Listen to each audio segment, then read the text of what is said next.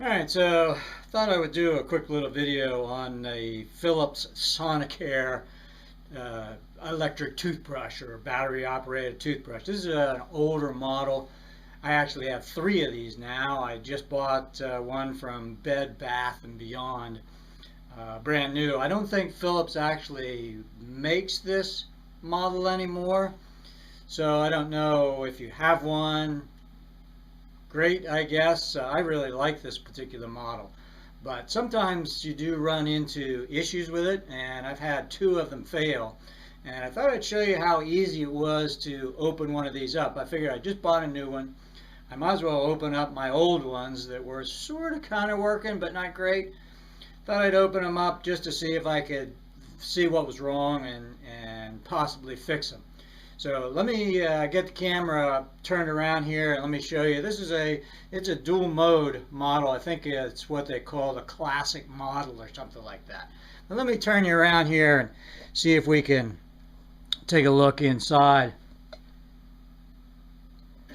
What I did was I took just a screwdriver around the bottom plate here and just sort of very gingerly worked this bottom cap off.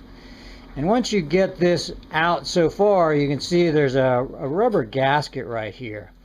And what you can do, you can sort of push on the end too and push that whole thing out. And then the whole entire insides comes out.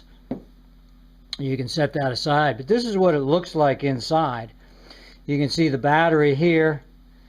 You could probably even replace the battery if you needed to, but I've never had the battery fail on one of these.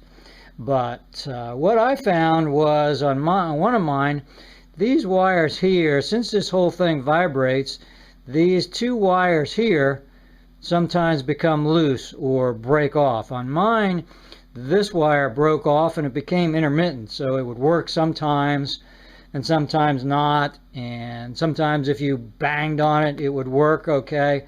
When I tore it apart, you could see this wire was actually broken off. Now I did resolder it, this connection right here.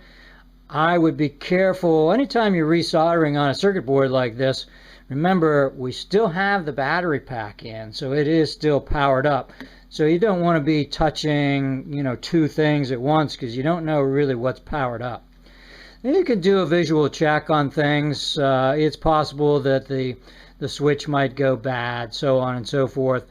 You can look for cracks. The other thing I've noticed was if the seal on the top, like this one, starts to get damaged, you can get water and toothpaste down in the unit, and that will cause corrosion also.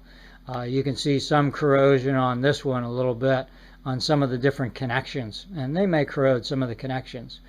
The other issue, the other one I had, started to vibrate and make a really, really loud noise, and this whole top section became loose. You could move it around very, very freely, and what it was this screw right here. There's a little Phillips head screw right there. You can see it in there, hopefully. Get it too close, it might get out of focus, but there's a small screw right there, and I tightened that up and everything worked a-okay. So then once you've done your repairs, you can slide it all back in. The battery goes in the back and the circuit board goes in the front, and you can basically, well, it snaps back in because here are two clips. You can see here's a clip here and a clip there. And then inside there's a little indent where those clips actually clip in and lock in. So what you can do is get everything lined up and push it in, and if you press fit it in, you can almost hear it click, and everything seals up in the bottom, and she works just as good as new. All right, well, that's just two things that I found on these. These may be too old for anybody to even have any, I'm not sure, but those were two things I thought I'd share with everybody. If it helps, great. Thanks for watching.